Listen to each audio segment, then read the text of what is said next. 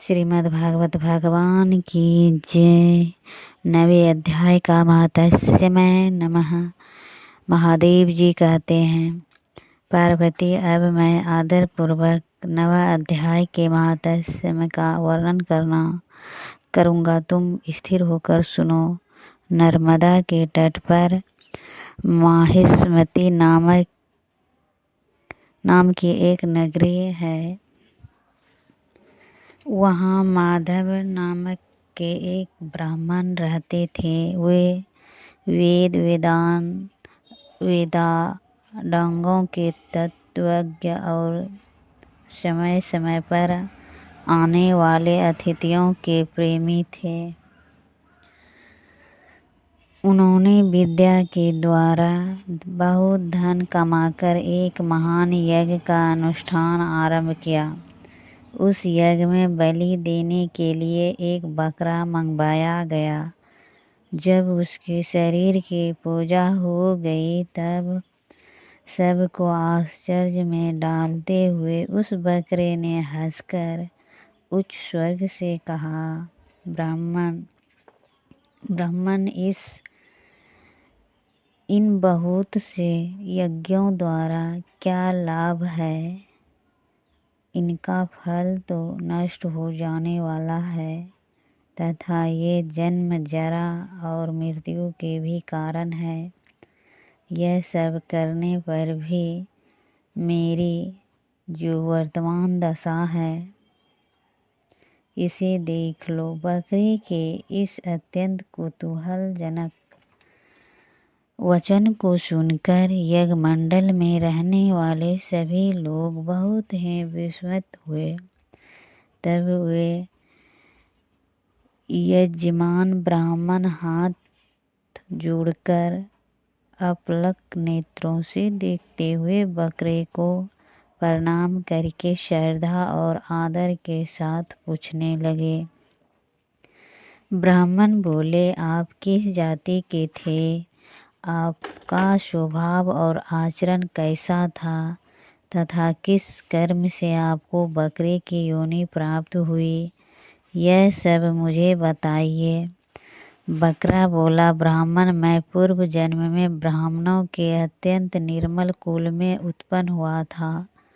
समस्त यज्ञों का अनुष्ठान करने वाला और वेद विद्याओं में प्रवीण था। एक दिन मेरी स्त्री ने भगवती दुर्गा की भक्ति से विनम्र होकर अपने बालक के रोग की शांति के लिए बलि देने के निमित्त मुझसे एक बकरा मंगवाया।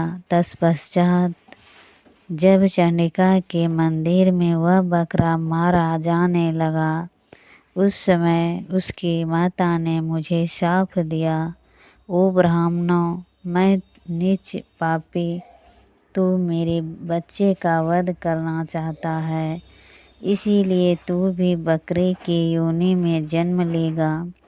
द्विज श्रेष्ठ, तब कालवश मृत्यु को प्राप्त होकर मैं बकरा हुआ। यद्यपि मैं पशु योनि में पड़ा हूँ तो भी मुझे अपने पूर्व जन्मों का स्मरण बना हुआ है।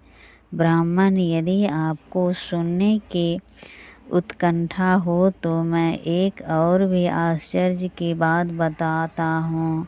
कुरुक्षेत्र नाम का एक नगर है जो मोक्ष प्रदान करने वाला है। वह चंद्रशर्मा नामक एक सूर्यवंशी राजा राज करते थे। एक समय जब कि सूर्य ग्रहण लगा था, राजा ने बड़ी श्रद्धा के साथ काल पुरुष का दान करने की तैयारी की। उन्होंने वेदांगों के पारगामी एक विद्वान ब्राह्मण को बुलाया और पुरोहित के साथ वे तीर्थ के पावन जल से स्नान करने को चले। तीर्थ के पास पहुंचकर राजा ने स्नान किया और 2 वस्त्र धारण किए। फिर पवित्र एवं प्रसन्नचित्त होकर उन्होंने श्वेत चंदन लगाया और बगल में खड़े हुए पुरोहित का हाथ जोड़कर तत्काल लोग चित्त मनुष्यों से घिरे हुए अपने स्थान पर लौट आए। आने पर राजा ने यथोचित विधि से भक्ति पूर्वक ब्राह्मण को काल पुरुष का दान किया। तब काल पुरुष का हृदय चीर कर उसमें से एक पाप आत्मा चंडाल का प्रकट हुआ। फिर थोड़ी देर के बाद निंदा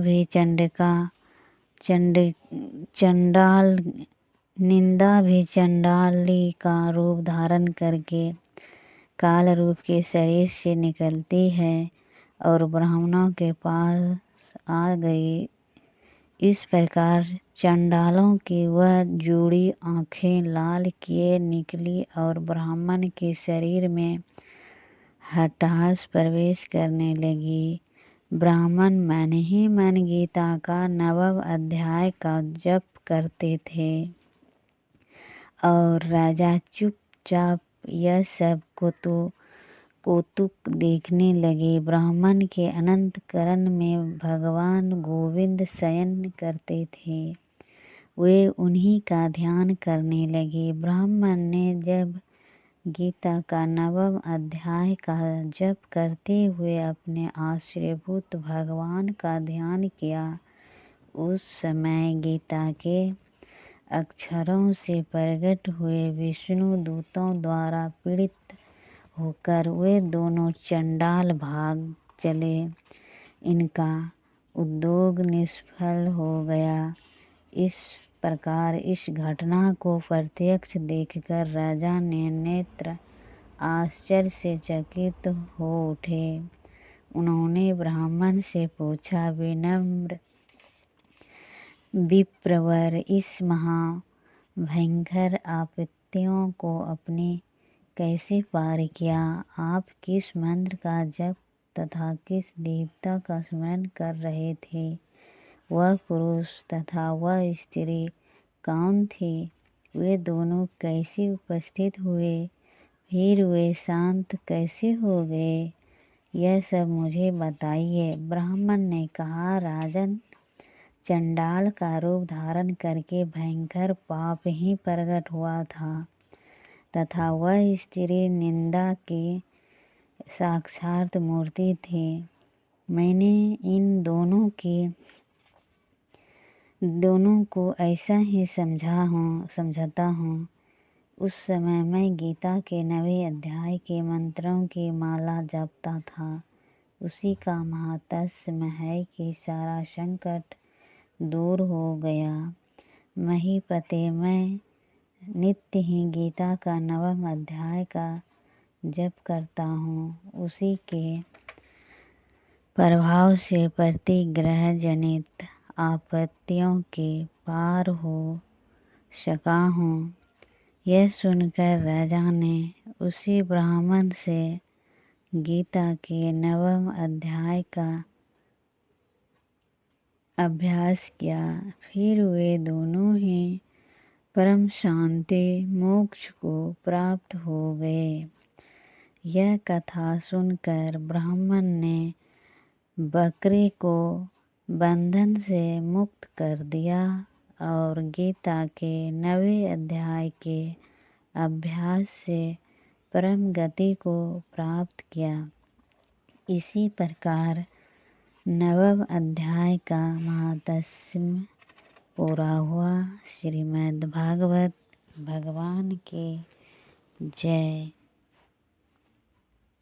श्रीमद् भागवत भगवान की जय।